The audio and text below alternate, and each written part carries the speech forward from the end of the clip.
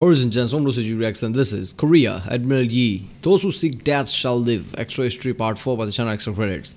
Yeah, in the past part, we saw how, Yi was such a badass that he was single-handedly saving the entire country of Korea. Because Korean government and military is immensely incompetent. They fucked up at every place. Japanese basically, ran them all the way to the border at the China, I guess. Yi is the only one with only few ships, was basically destroying everything that was in front of him using his brilliant tactics and everything, and he never even did a naval missile before this, so this is really surprising. And he never lost any ships while he was just destroying Japanese fleet after fleet. It was awesome. I guess he's gonna continue that here, so yeah, it's gonna be fun. Remember people, if you like my reaction, don't forget to like and subscribe. Check out the reaction, there's a link in the description. Check out the cast of the different playlists like History, All is History Production, Internet Historian, CGP Grey, Kazgizar in Nutshell, Tier Zoo, and yeah, let's watch this one.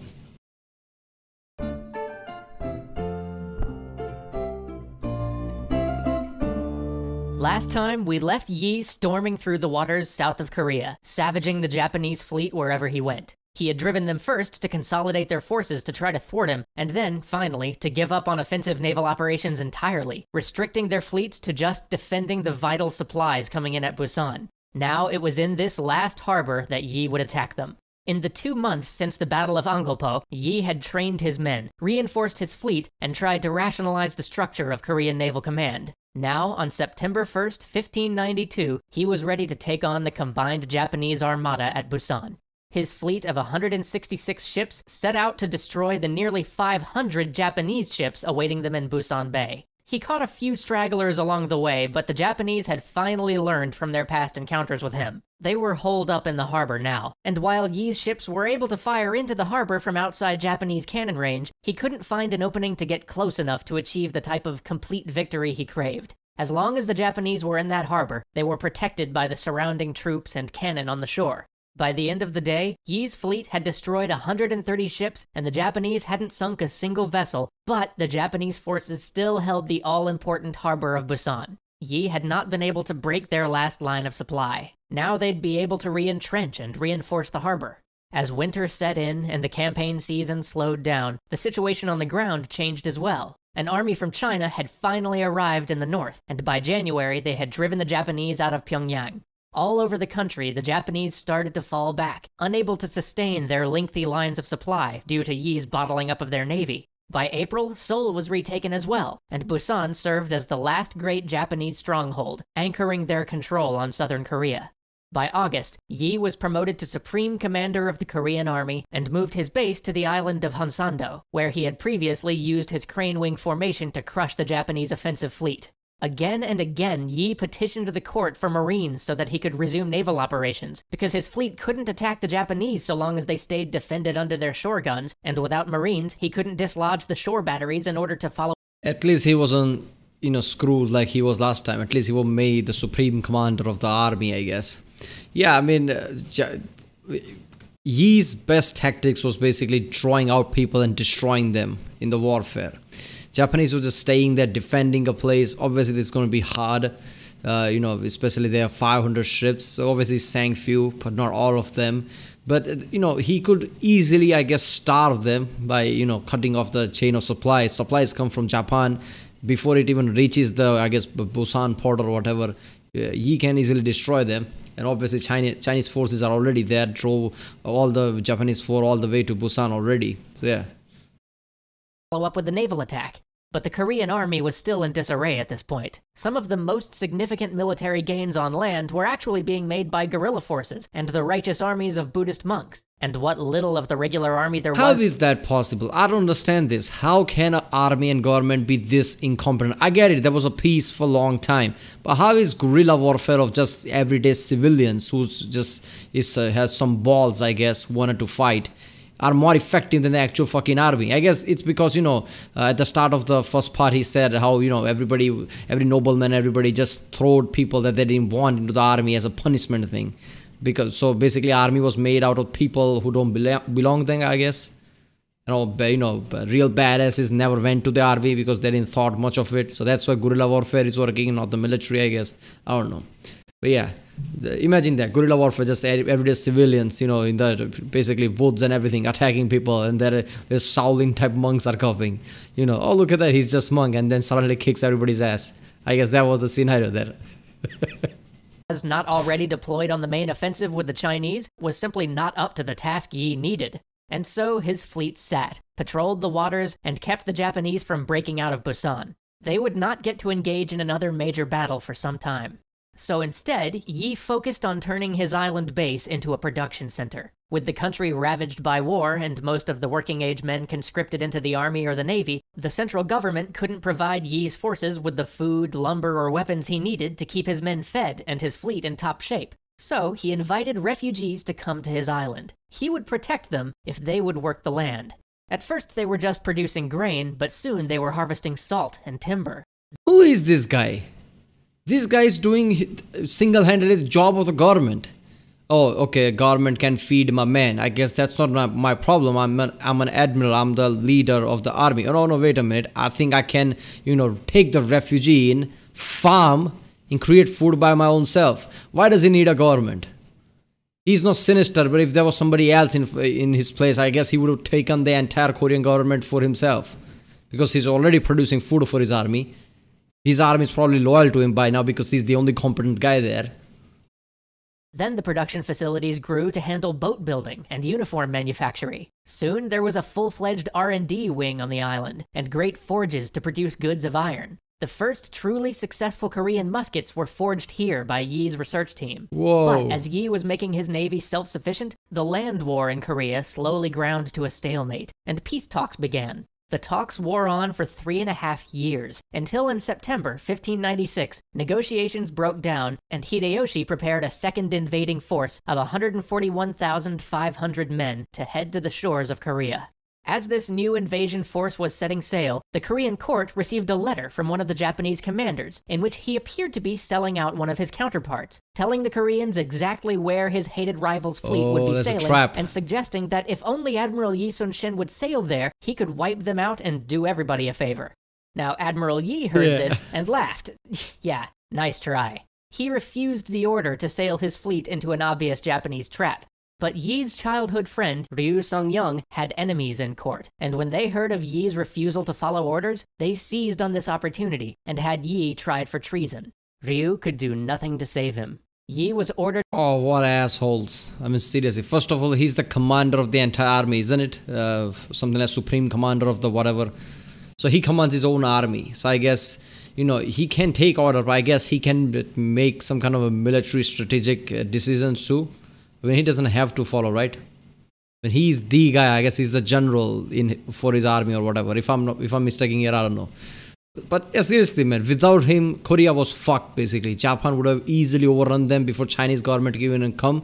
And by that point, Chinese would have just said, okay, you know what, Korea's gone.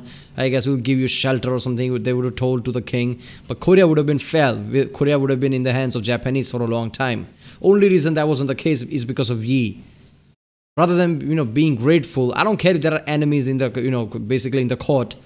King and everybody who's are really in charge can't see this without Yi. There's nothing. So I'm not gonna charge him for treason or something. They would have think that, but no. How incompetent a government has to be, man.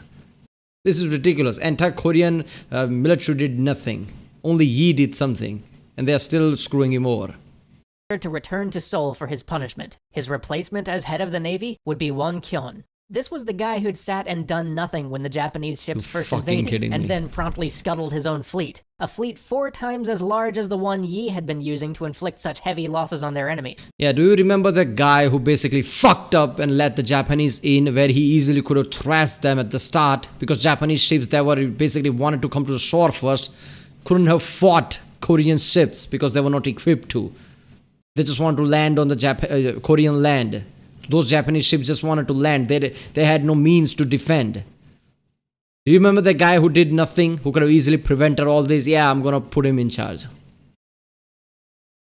Yi was nearly sentenced to death for his insubordination, but there were still those in court who saw his value, and though they couldn't save him entirely, they did save his life. He was once more reduced to the rank of a common soldier and sent off to fight with one of the armies. Again, I think Yi is a bit too good-hearted, I guess. He's a bit too of a military mind rather than political mind. But if there were anybody instead of him, with all this brilliance that he had, he was also created a whole base where there is an R&D department. They are even farming and creating food for the army. They are self-sufficient. If there were anybody in his stead and get screwed like this, he would have just taken all his loyal soldiers, went to his island, become like fuck the government, fuck the country. I'm gonna become my own army, my own guerrilla, army or something. Would have taken the entire country for himself, because he clearly can. If he can kick Japanese ass, he can easily kick all the Korean corrupt people's ass. He would have, if there were anybody, they would have taken Korea for themselves. Look at them. He's constantly getting screwed even after all this. He had his own army, his own island, his own R&D department. Look at that now. Now he's just a damn soldier. This is stupid. I'm pretty sure he has loyal soldiers by now who can see it, that without he, everything would have been fucked, so they're probably loyal to him by now. But not long after he arrived at the army, the Japanese tried the same trick again. They sent the court a letter, this time informing them of a large transport fleet that was on its way, and saying how easy it would be to pick off these transports if they hurried. Won Kyun was ordered to intercept this juicy target, and he immediately set sail with every ship Yi had built. Let me guess. But when he reached the waters near Busan, he was shocked to find not an unarmed transport convoy, but a massive war fleet of 500 ships. Despite this, and the exhaustion his men faced from traveling so quickly, Won Kyun ordered a head-on assault. The winds picked up, and a gale began to form. Won Kyun couldn't keep his fleet together. Soon, some 30 Korean ships were burning, having drifted close enough to the enemy that, for the first time in the war, the Japanese could deploy their preferred form of naval warfare, boarding parties. In a panic, Won Kyun ordered a retreat and fled to the island of Kadokdo, where he ordered his men off the ships to resupply. What he hadn't realized was that this island was under Japanese control. As his men searched for fresh water, they were set upon by the Japanese island garrison and slaughtered. Those who escaped fled back to the ships without any of the supplies they desperately needed. Then the fleet just sat there. Yeah, that Won Kyung or whatever that guy's name is, who basically sat on the harbor when the Japanese fleet came and let them in. That same guy who took power of the fleet from the Yi and did all this shit because of his incompetence. Once, I guess, it's a mistake. Second time, it's a massive issue. By now, if anything, he should be tried for, enemy of the state or something. Because this level of incompetence hurts people in Korea. How can you be this level of incompetent? You don't know shit. And you should have just refused, like, I'm not capable of taking this fleet. But you did. That's your issue. Now you have to be tried as an enemy of state or something. This is stupid, man. He let the army in, then he let all the resources and manpower get destroyed by Japanese fleet because he didn't know shit how to command a fleet or something. Deflated and listless, commanders asked for orders, but Won Kyun had none. Though Busan itself was not far away, he didn't even send out scouts or reposition his fleet. Then, on the night of July 15th, guided by a full moon, the Japanese struck. Won Kyun's forces were in a disadvantageous position. His men were fatigued from lack of supply and demoralized by their loss and the days of waiting.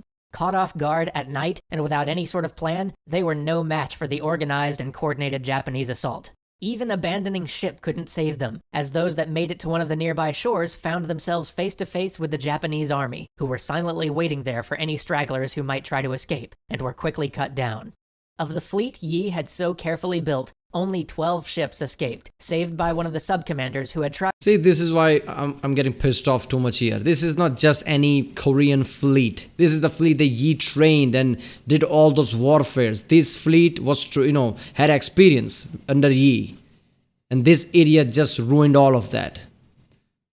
I mean, this one guy don't know shit. I mean, he let the Japanese fleet in. He destroyed Yi's trained soldiers and his fleet. He should be tried as enemy of state. He ruined everything. Tried to warn Won Kyun of the danger they faced. 157 Korean ships were lost that day, including every turtle ship ever built. God damn. So with only 12 ships left in the entire Navy, who did Korea call upon? Who else? But mere days after reinstating Yi as Admiral, the court informed him that they were disbanding the Navy. Yi responded thusly: "This humble subject still has 12 ships. However small the number may be, I solemnly swear I will be able to defend the sea if I prepare myself for death to resist the enemy." And so, they let him. So Yi plotted and pondered where he would make his last stand. Yeah, if I were Yi, even at this point, I would do all these things, and once I became powerful enough, I would take the country for myself. Because this is bullshit. He basically trained those ships and built a massive fleet with turtle ships and everything. And the idiots in the power basically ruined everything. Demoted him as a soldier. After he literally single-handedly saved the country, they tried him as for treason and did all this shit. And when everything happened, when that idiot ruined the entire fleet, made those many mistakes, like, oh Yi, where you at, man? I need your help. First of all, if I were in his place, I would say, fuck you, man, I'm not helping you. I understand that he want to help his countrymen and all the innocent people. But by then, I would have helped. But, eventually I would take the government for myself. Because this is bullshit. Because, I haven't seen the videos after this, obviously. But I'm going to bet they're going to try him for treason again in some of the next parts, like I did, 5th or 6th part. Stand. This would be it. This one decision would seal the fate of Korea. He studied charts and tides, and finally came to decide on Myeongyang, the Roaring Strait. This particular strait had a strong current, but unknown to the Japanese, its current had a strange property. Every 3 hours, it changed direction. It was upon this unusual current that Yi would gamble everything. On September 16th, the Japanese fleet, looking to destroy the final remnant of the Korean Navy, found Yi's scouts at the mouth of the strait. They chased the scouts into the strait, and that's when Yi fell upon them. Yi's flagship dashed into their midst, roaring cannon and tearing through Japanese timber. But his ship fought alone. The rest of his navy, possessed by fear at facing such a large force, had lagged behind. Eventually, though, seeing the havoc Yi's ship was wreaking on the enemy, they took heart. Messengers were sent from boat to boat with a mix of inspirational words, threats, and the hope of victory. And soon, the rest of Yi's tiny armada dove into the fray. Then, a stroke of luck. The enemy flagship was blown apart by friendly fire, and the Japanese began to waver. Some of their ships began to turn about to fall back, and it was just at this moment that the water's current turned. The strait was too narrow for all the Japanese ships to maneuver around each other, and with the current roaring against them, ship slammed into ship. Whoa. They tried in vain to retreat, tangled, ships smashing into one another, screams and chaos, and over it all, the roaring water. With the current now on their side, the Koreans gave chase, laying into enemy ships on either side, a hail of fire and arrows. The Japanese boats burnt and sank. 133 vessels had come to crush this tiny remnant of Korean Navy, and 31 of them wouldn't be returning. Yi, even when facing odds of 10 to 1, had once again not lost a single ship.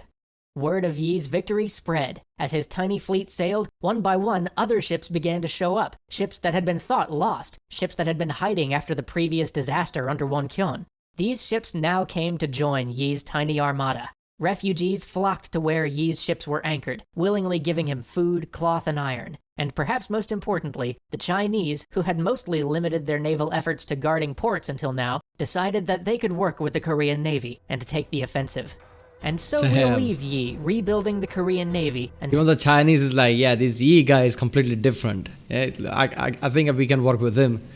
Damn, this is so awesome. How badass is this guy? Man, after all this, if in the next part, Korean government or court or whatever screws Yi over, they are just one of the most stupidest people in the world, in history, I guess. Because look at every time, Korean, anybody else, like that other guy who led the Japanese fleet in, that guy who took charge from Yi of those fleet, he constantly blundered. Every army inland constantly blundered. While Yi is the only guy who's just badass at the level that he's not even losing a single ship.